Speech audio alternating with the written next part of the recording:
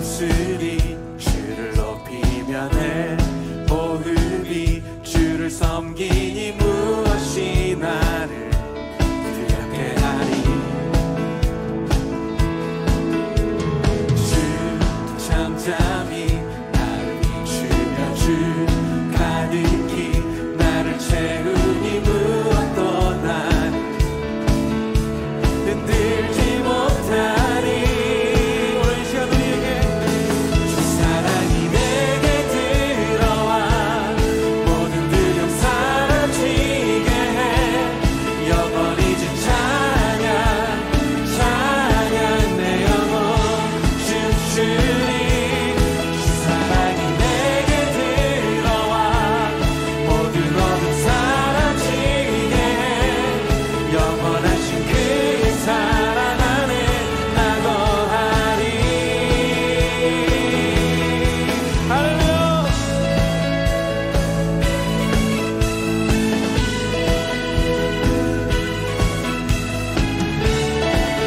우리 한번 다시 찬양합니다. 우리 입술이 주님을 높입니다. 내 입술이 주를 높이면 해 호흡이 주를 섬기니 무엇이 나를 두렵게 하리.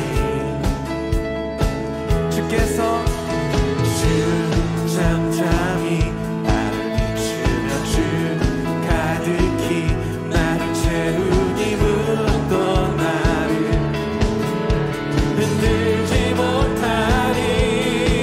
오늘 시간 주 사랑이 내게 들어와 모든 두려움 사라지게 해. 영원히 주 찬양 찬양 내 영혼 춤추리. 주 사랑이 내게 들어와 모든 어둠 사라지게 해. 영원하신 그의 사랑 안에 나 거하리. 난 가진 것 없지만 난 가진 것 없지만 내 안에 기쁨이 넘쳐 흐르네. 난 작은 자 같지만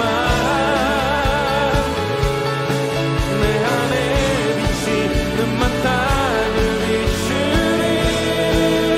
주 사랑이 내게 들어와 모든 어둠 사라지게. 우리 다 함께 영원히 주 찬양 찬양 내 영혼 춤추리. 주 사랑이 내게 들어와 모든 어둠 사라지게 해. 영원하신 그의 사랑 안에 나 거하리. 우리 다시 한번 주 사랑이 내게 들어와 모든 두려움 사라지게 해. 영원히 주 찬양 찬양 내 영혼 춤추리. 주 사랑이 내게 들어와 모든 어둠 사라지게 해.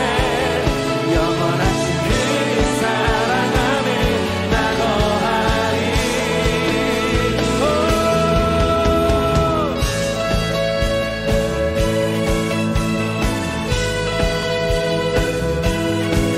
오늘도 우리 안에 오셔서 우리에게 기쁨과 소망을 주시니 예배받기 합당하신 주님께 영광의 박수 올려드리며 주님께 나아갑니다.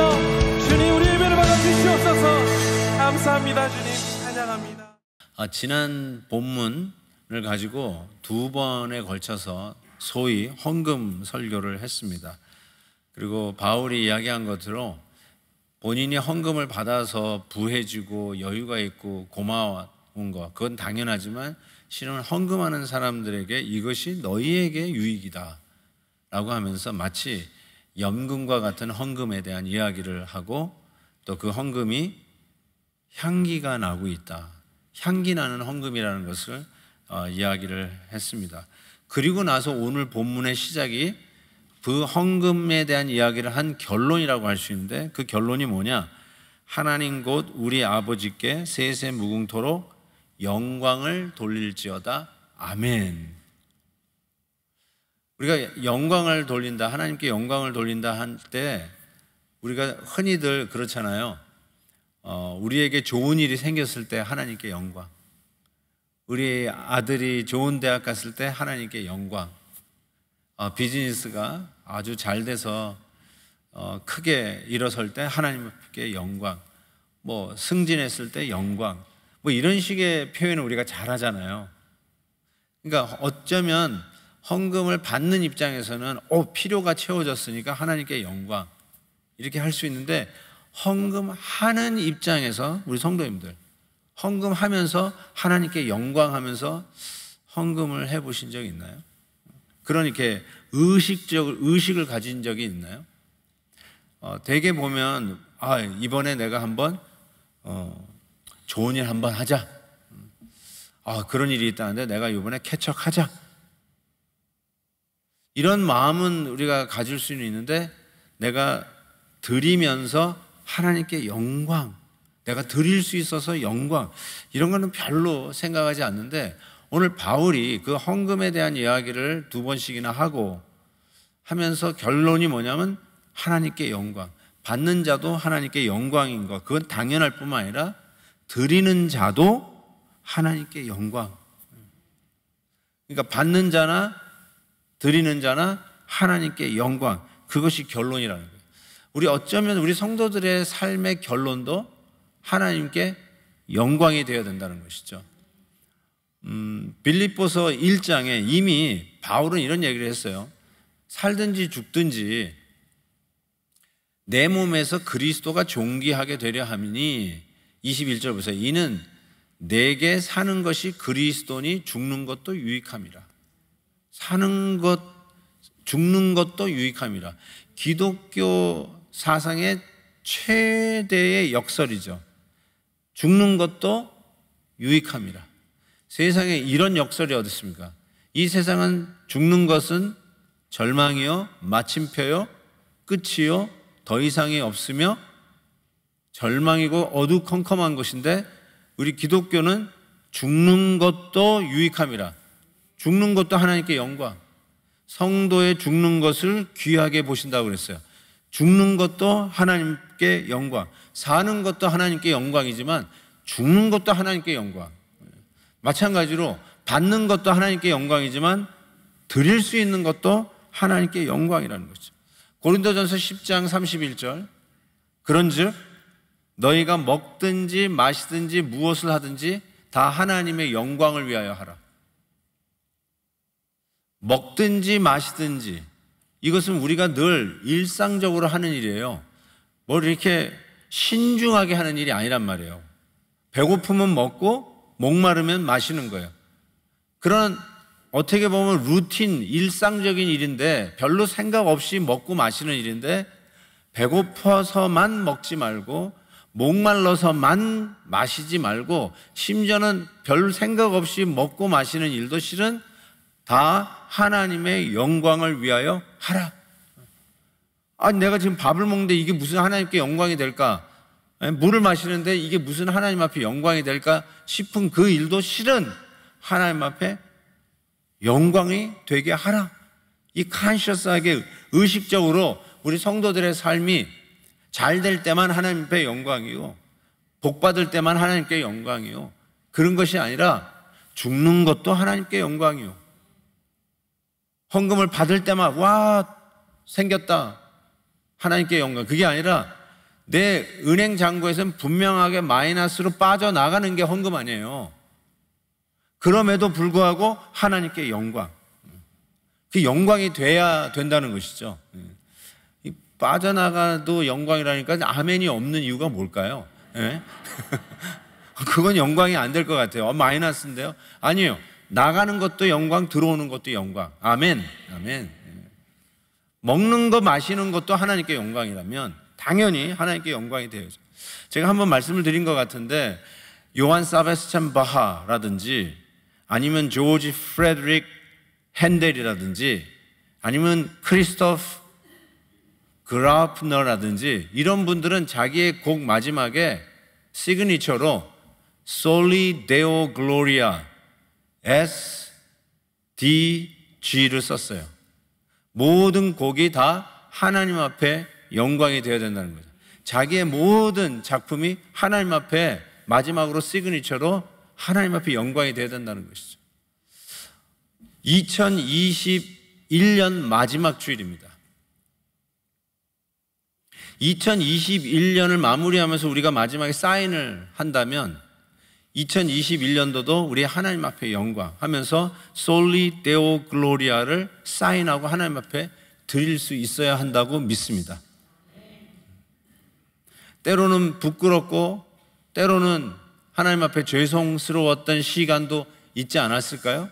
그럼에도 불구하고 먹는 것도 마시는 것도 사는 것도 죽는 것도 받는 것도 드리는 것도 하나님께 영광이라면 2021년도를 마무리하는 이 마지막 주일에 우리의 삶 21년도를 정리하면서 사인할 때 그 사인은 Soli Deo Gloria, 하나님께 영광이 되어야 되리라고 믿습니다.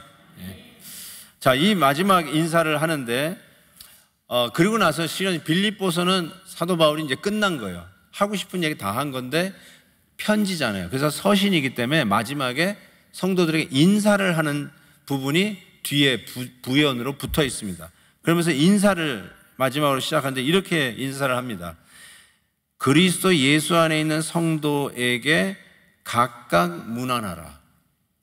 우리 한국말 성경은 각각 문안하라 그랬는데 영어 성경에는 greet all the saints, all이라는 말 썼어요. 혹은 everyone이라는 번역도 쓰죠. 각각 all the saints에게 문안하라 라고 이야기를 하고 있습니다. 저는 이게 굉장히 마음에 와닿습니다. 모든 성도에게 문안하라. 판타 하기온. 판타라는 말이 이제 너무 익숙해졌죠. 팬데믹, 판데믹, 판타 하기온. 모든 성도. 예외 없이 모든 성도들, every single one of the church member in Philippi, 빌립보에 있는 모든 성도 한 사람 한 사람에게 문안을 전하는데 그 성도들을 그 한 사람 한 사람을 뭐라고 바울이 부르냐면 saints, 성도, 하기온, saints. 우리가 성도라고 부르는 이 호칭이요, 실은 제일 좋은 호칭이에요. 제가 보기에는 제일 좋은 호칭입니다. 뭐 우스갯소리지만 좀 뼈가 있는 얘기인데요. 어느 교회에 있었던 얘기인데 성도가 자기가 장로인 줄 모르고 그냥 성도라고 불렀다고 막 화를 냈다고 그러더라고요. 이게 수준이 좀 아닌 거죠. 그런 거는 실은 여러분 장로나 집사나 뭐 이것이 없어서 그냥 그 아래 하등으로 성도라고 부르는 게 아니에요. 성도라는 이름이 이게 얼마나 소중한 타이틀인지 몰라요. 한 분 한 분을 성도라고 하나님이 부르시고 사도 바울이 빌립보 교회에 있는 성도들을 한 분 한 분을 전부 다 성도라고 불렀다는 것은 굉장히 큰 교훈을 줍니다. 실은 빌립보 교회가 어떤 교회입니까? 바울이 왜 빌립보서 이 서신을 썼습니까? 우리가 기쁨으로 리셋라고 하면서 이 2021년도 이 팬데믹을 히브리서에 의해 이어서 빌립보서로 리셋하면서 달려왔잖아요. 정말 도움이 됐어요. 우리 교회에 주시는 메시지가 얼마나 귀하고 달았는지 모릅니다. 빌립보 교회도 마찬가지였어요. 바울이 단순히 보낸 후원에 대한 감사의 표시만 하려고 편지를 쓴 게 아니라 전달받은 교회의 여러 가지 문제점들을 하나하나 복음적 솔루션, 해결점을 가지고 전달하고 있지 않습니까? 그것이 우리에게 얼마나 큰 도움이 됐습니까? 우리에게도 똑같은 문제가 있는데 복음적 해결을 제시하고 있는 이 빌립보서를 통해서 정말 우리는 기쁨으로 리셋할 수 있었습니다. 어떤 교회였습니까? 교회 뭐 마찬가지겠지만 뭐 나이 드신 성도님들도 있고 젊으신 분들도 있고 성격이 좀 괄괄하신 분도 있고 온순하신 분들도 있고 어떤 분은 적극적으로 일을 하시는 분이 있고 조금 내성적인 분들도 있을 수 있지 않겠습니까? 당연히 신앙적으로 성숙한 분도 있고 아직도 유아기에 머물러 있는 성도님들도 계세요. 다른 서신에서는 바울이 이런 표현을 썼어요. 아직도 젖을 먹는 성도가 있고 이제는 젖을 떼고 딱딱한 음식을 먹을 수 있는 성도가 있다라고 하면서 영적인 성장과 성숙이 차이가 난다라는 것을 이야기하고 있는데, 그런 사람들이 다 모여 있는 게 빌립보 교회였습니다. 그리고 실은 실명을 거론하면서 유오디아가 있는 교회였고 순두계가 있는 교회였어요. 유오디아와 순두계는 서로 사이가 안 좋은 사람들입니다. 어떤 싸움과 갈등이 있었는지까지는 자세히 모르지만 서로가 안 좋았는데, 바울이 그런 모든 각종 다양한 배경을 가진 성도들을 향해서 뭐라고 얘기하면, 모든 성도, all saints, 성도, 거룩한 하나님의 백성이라고 이야기하면서 문안할 것을 얘기해요. 참 우리가 귀담아 들어야 할 부분이라고 생각합니다. 우리 교회 안에 지체들이 여러 가지의 다양한 배경이 있을 수 있지만 한 가지 꼭 기억하면 성도다. All saints. 그러면서 바울이 이런 얘기합니다. 21절에 나와 함께 있는 형제들이 너희에게 문안한다. 그래서 나도 너희에게 문안을 전하지만 나와 함께 하고 있는 사람도 너희에게 문안한다. 그러면서 22절 모든 성도들이 너희에게 문안하되 이렇게 얘기합니다. 저는 이 부분에 대해서 하나 깨닫는 거는, 야, 바울이 혼자 사역한 게 아니라 동역했구나라는 생각을 했어요. 동역, 같이 일하는 거. 혼자 일하는 게 아니라는 거죠. 혼자 일해도 될 것 같은 사람이 사도 바울이라고 할 수 있겠지만, 바울도 자기의 동역자들이 있어. 함께 협력하고 붙들어주고 응원하고 격려하는 동역자들이 있었어요. 그 동역자들이 지금 빌립보 교회 성도님들에게도 안부를 다 전한다는 뜻입니다. 저는 이것이 2021년 마지막 주일을 보내는 우리 교회에 주시는 메시지가 있다고 생각해요. 아, 같이 하는 거구나. 같이 하면서 다듬어지고, 같이 하면서 하나님의 뜻을 분별하고, 같이 하면서 교회가 나아가는 모습을 같이 보는 거예요. 모든 분이 다 자기 인디비주얼, 한 사람 한 사람 각계 전투하는 사람 같지만, 실은 하나님의 교회는 동역하며 가는 것을 깨닫게 해 줍니다. 그래서 바울과 동역하는 모든 자들이 빌립보 교회를 향해서 문안을 전하는 모습을 보게 됩니다. 자, 그런 과정에 문안을 전하는 사람 중에 이 눈에 띄는 자가 있습니다. 그게 누구냐? 가이사 집 사람 중에 몇 사람이 눈에 띄입니다. 23절에 특별히 가이사 집 사람 중에 몇이 빌립보 교회 성도님들에게 안부를 전하는 거예요. 여기서 가이사 집 사람을 Caesar's household, Caesar는 로마 황제에게 붙여지는 타이틀이라고 생각하시면 돼요. 물론 줄리어스 시저부터 시작된 이름이지만 이집트의 왕을 우리가 바로라고 부르지 않습니까? 그와 같이 마찬가지로 로마 황제는 시저라고 불렀습니다.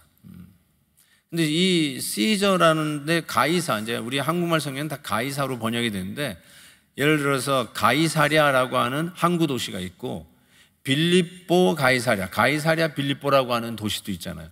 그 가이사랴는 전부 다 로마 황제의 이름을 따서 만들어진 도시의 이름입니다. 그러니까 황제의 이름을 따서 자기 동네의 그 도시 이름이 막 바뀌는 거예요. 왜 그럴까요? 로마 제국의 식민지로 살고 있으니까 로마 제국의 압력과 핍박 속에 살고 있었다는 것을 우리가 금방 깨달을 수 있어요. 그리고 밀라노 칙령이 있기 313년이죠. 밀라노 칙령으로 인해서 로마의 국교가 기독교로 공인되기 이전은 기독교가 로마 제국에 의해서 소위 Major 10개의 박해가 있다고 하잖아요. 그래서 기독교 역사에서 보면 기독교 10대 박해 사건이 로마 제국 당시에 있습니다. 엄청나게 피해를 받았고, 네로 황제 때 어떻게 됐습니까? 성찬식 하는 기독교인들을 보면서 서로 사람의 피를 먹는 이 인육을 먹는 인간들이라 하면서 핍박을 하지 않았어요? 로마에 불을 낸 자들이 저 기독교인이라고 하면서 뒤집어 씌우지 않았어요? 그래서 산채로 사자의 밥으로 내놓고 산 사람을 거리를 밝히는 횃불로 썼던 당시, 그게 바로 이 가이사 시저들이 한 일이란 말이에요. 그러니까 기독교를 가장 악랄하게 핍박했던 주범이 가이사 집안인데, 지금 가이사 집안에 있는 몇 사람이 지금 빌립보 교회 성도님들에게 문안을 전한다라고 이야기하는 것입니다. 자, 이 문안을 듣는 빌립보 교회 성도님들의 마음이 어땠을 것 같습니까? 생각해 보신 적 있나요? 우리를 죽이고 우리를 힘들게 하고 우리를 산채로 횃불로 만들어내는 사자밥으로 들이미는 이 가이사 황제 집안, 그 사람들이 우리에게 문안을 한다? 이거를 들을 때 빌립보 교회 성도들이 어떤 느낌이 왔을까요? 사지선다로 한번 모처럼 한번 여쭤볼게요. 1번, 바울이 정치적으로 로마 정부에게 전향을 했다. 2번, 바울이 로마 제국의 앞잡이가 되었다. 3번, 바울이 로마 정부의 스파이로 잠입했다. 4번, 복음을 핍박하는 로마 정부라도 복음의 능력은 황제 집안도 변화시키는 능력이 있다. 4번. 어떻게 이렇게 답을 잘 하세요? 4번 맞아요. 4번이요. 굉장히 고무됐을 것 같아요. 이야, 우리를 핍박하는 그 원흉, 그 센터에, 헤드코어에, 황제 집안에 이 복음이 침투, 확산되어서 그들 중에도 예수 믿는 사람이 나오기 시작한 거예요. 그 얘기를 듣는 빌립보 교회 성도님들은 엄청 용기를 얻었을 거라고 저는 생각합니다. 실은 빌립보 교회를 개척한 멤버 중에 하나가 누구죠? 로마 간수입니다. 이미 로마 사람이 교회를 개척하는 개척 멤버였어요. 그리고 예수님께서 실은 믿음에 대해서 격려를 했을 때 이런 믿음 본 적이 없다라고 칭찬한 사람이 누구냐면 로마 군대 장관 80명에서 100명을 이끄는 중대장쯤 되나요? 이는 백부장을 거론하면서 로마 군인의 장교 백부장의 믿음을 칭찬하지 않았어요. 그러니까 벌써 로마 군인들 안에도 이것이 들어가고 빌립보에서도 나오죠. 시위대 안에, 황제를 경호하는 시위대 안에도 이 복음이 침투했던 것을 우리는 이미 알고 있습니다. 그런데 시위대 정도가 아니라 황제 지방까지 복음이 침투하고 확산되었다는 사실이에요. 이걸 보면서 야, 이거 대단하다. 복음의 침투력과 확산력은 이런 거구나 라는 생각을 해봅니다.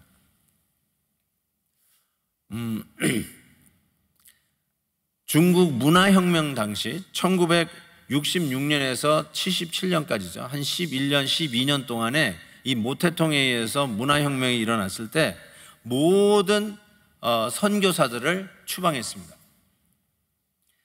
그리고 외국 교회와 다른 나라의 교회와의 모든 교류를 단절했고요. 그 당시 7,000개가 넘는 선교사가 세운 기독교 학교들이 전부 다 몰수당했습니다. 그 중에 20개는 기독교 대학이었습니다. 선교사들이 세운 기독교 대학인데 이 대학을 전부 다 몰수 병합을 했습니다. 모든 교회당도 전부 다 폐쇄 조치당했습니다. 그래서 중국에는 기독교가 씨가 말리겠구나 생각을 했는데 문화혁명이 끝나고 뚜껑을 열어보니까 기독교 인구가 3배나 늘었어요. 정말로 선교사 한 사람도 없었는데 교회들이 지금은 가정교회라고 부르지만 지하로 내려갔어요. 그래서 지하교회가 되었는데 그 누구도 이끌어주는 사람이 없었다고 생각하고 이제는 기독교가 없어졌을 거라고 했는데 3배나 성장을 한 모습을 봤어요. 이게 복음의 침투력이고 복음의 확산력입니다. 통계를 보니까 2030년, 그러니까 지금이 2022년이 곧 되잖아요. 그냥 한 8년 남았는데 8년 후에는 이 세계에서 가장 기독교 인구가 많은 나라가 중국이 될 거라고 합니다. 이게 하나님의 기적 아니에요? 인구가 많아서 그럼. 인구가 많아서 정도가 아니라 아무리 핍박을 하고 문을 가다들고 선교사들을 추방하고 교회당을 폐쇄를 시킨다 할지라도 복음의 확산은 이와 같이 하나님께서 하시면 그 누구도 막을 수가 없어요.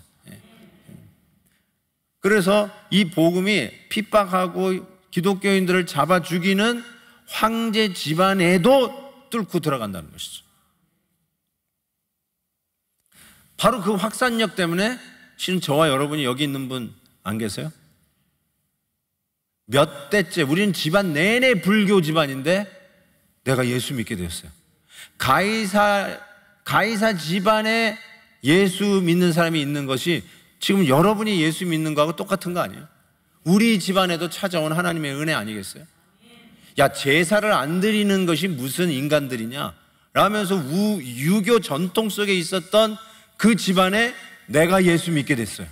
이게 바로 가이사 집안에 침투하고 들어온 복음의 능력으로 나에게도 다가온 하나님의 은혜 아니겠습니까?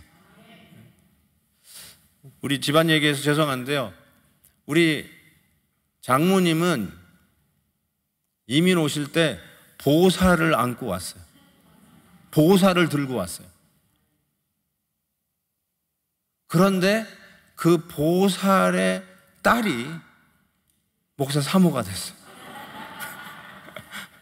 이게 가이사 집안에 침투한 복음의 능력이 나타난 하나의 현상 아닌가요? 아멘입니다. 아멘.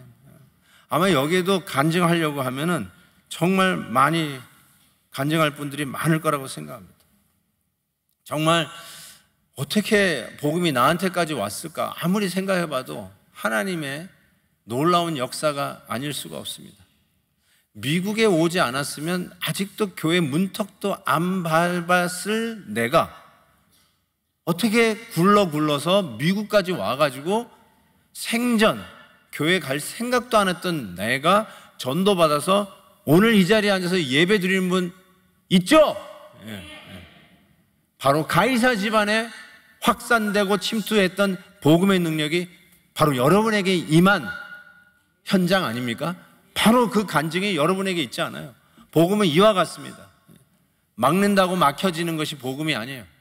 어쩌면 코비드-19보다 더 확산력이 강한 게 복음의 확산이라고 전 분명히 믿습니다.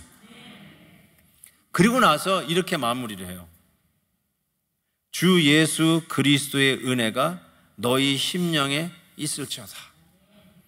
이게 마무리의 마무리입니다. 마무리의 마무리. 하나님께 영광. 죽는 것도 하나님께 영광. 받는 것도 영광이지만 드리는 것도 하나님께 영광. 밥 먹는 것도 하나님께 영광. 물 마시는 것도 하나님께 영광. 그러더니 결국 우리의 결론은 은혜입니다. 빌립보서 시작이 이렇게 됐어요. 1장 2절. 하나님 우리 아버지와 주 예수 그리스도로부터 은혜와 평강이 너에게 있을지어다. 은혜로 시작해서 은혜로 마무리하는 거죠. 하나님께서 제가 의도한 바는 아니지만 지난 5월부터 시작한 빌립보서 강해를 마지막 주일날 마지막으로 하리라고 꿈에도 생각하지 않았는데 이게 뭘까? 하나님이 우리 교회에 주시는 메시지라고 생각해요. 은혜로 시작해서 은혜로 마무리하는 것이죠. 기억나십니까? 2021년도 엘리야 특별 새벽기도는 온라인으로 했습니다. 이게 여기 나오지도 못했어요.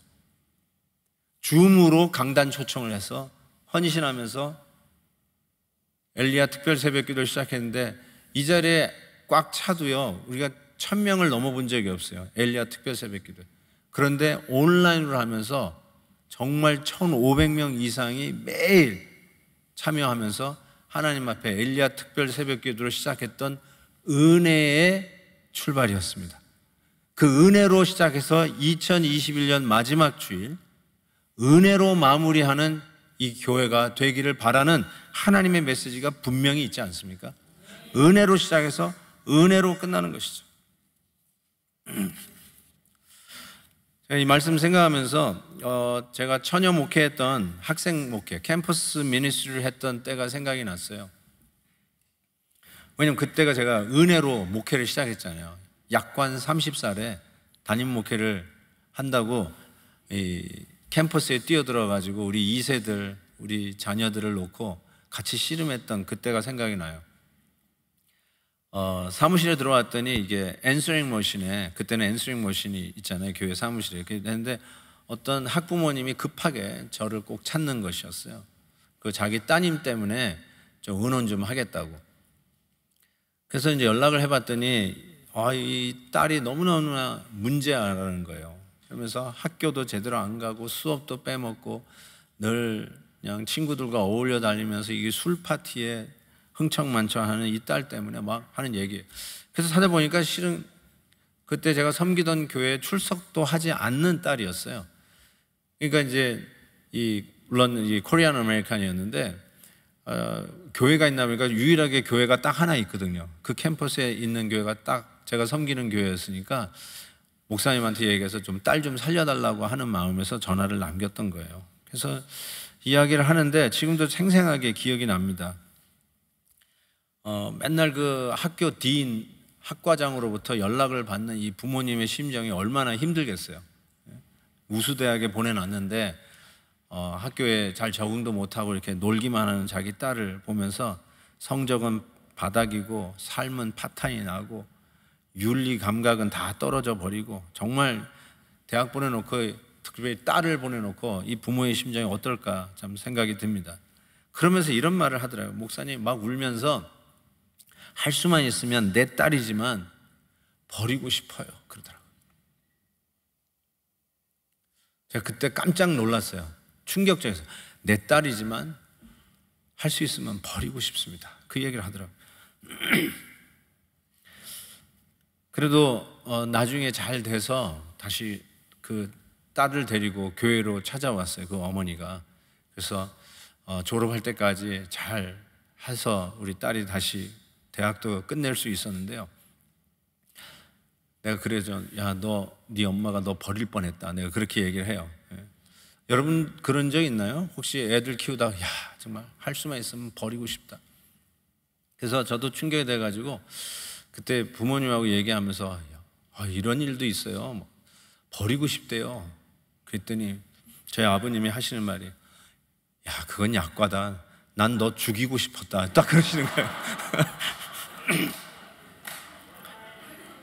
아니 제가 뭔 잘못을 했길래 죽이고 싶으세요? 그랬더니 그게 아니라 이제 갓난아기 때 이게 잠을 안 자고 자꾸 우는 거예요. 제가 몇 날 며칠을 계속 우니까 이 아버지가 잠을 못 자는 거야. 이게 학교 선생님이셨는데 학교를 출근하셔야 되는데 잠을 못 주무시는 거예요. 그래서 또 밤에 막 우는데 옆에 벽에가 있는데 그 벽에 가지고 그냥 얼굴을 틀어막고 싶더래요. 제가 여러분 그런 핍박 속에서도 살아난 사람입니다.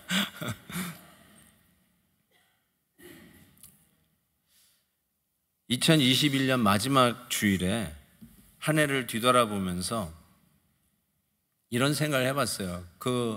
내 딸이지만 목사님 할 수만 있으면 버리고 싶어요.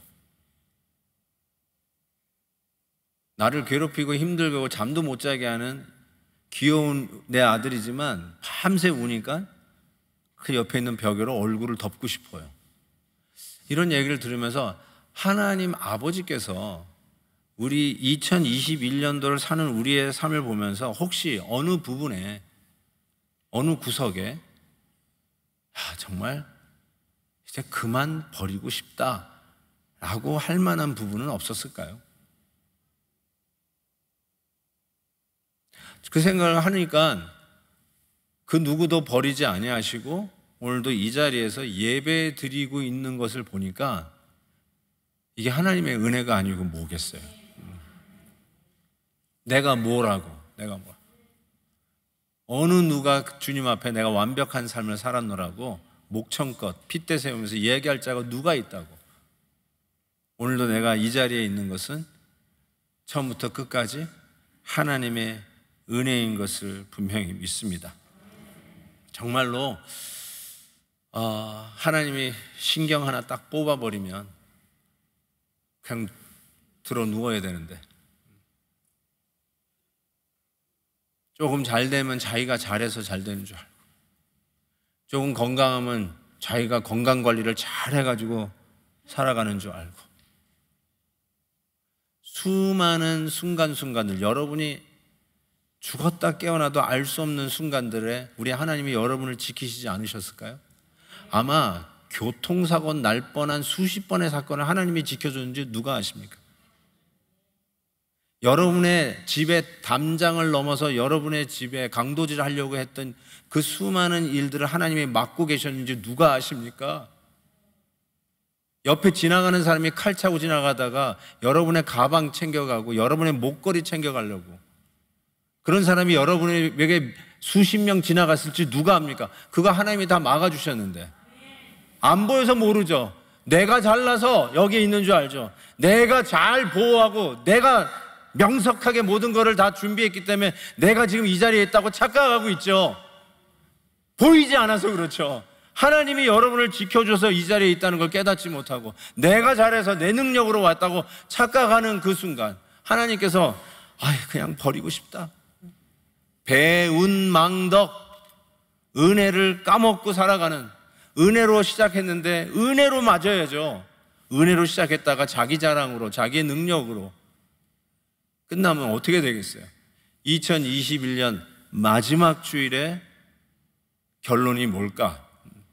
빌립보서의 시작이 은혜였듯이 오늘 마지막 본문 은혜로 마무리하는 것이 오늘 저에게 주시는 하나님의 메시지입니다. 은혜 외에는 다른 것이 없어요.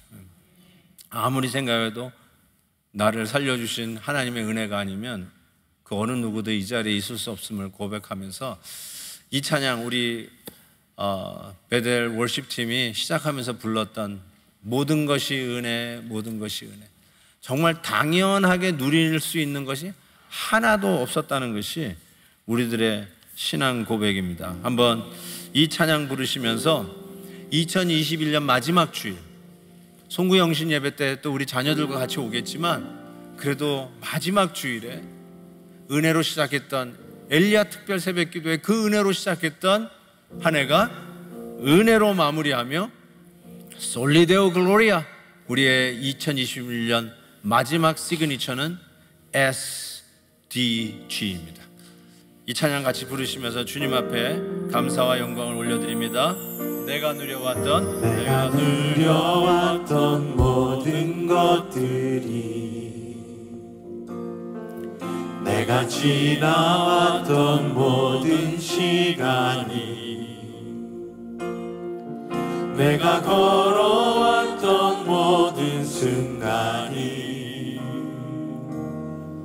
당연한 건 아니라 은혜였소.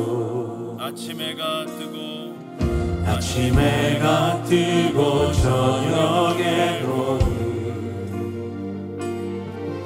봄의 꽃향기와 가을의 열매, 변하는 계절의 모든 순간이 당연한 것 아니라 은혜. 다 같이 우리 두 손 들고 찬양합시다. 모든 것이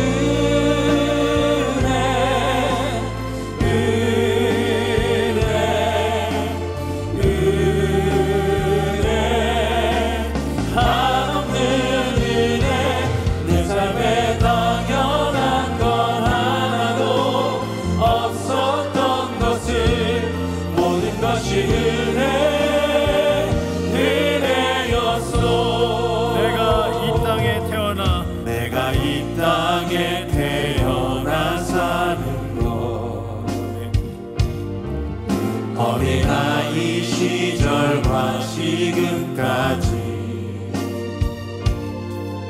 눈을 꾸며 살며 꿈을 꾸는 삶,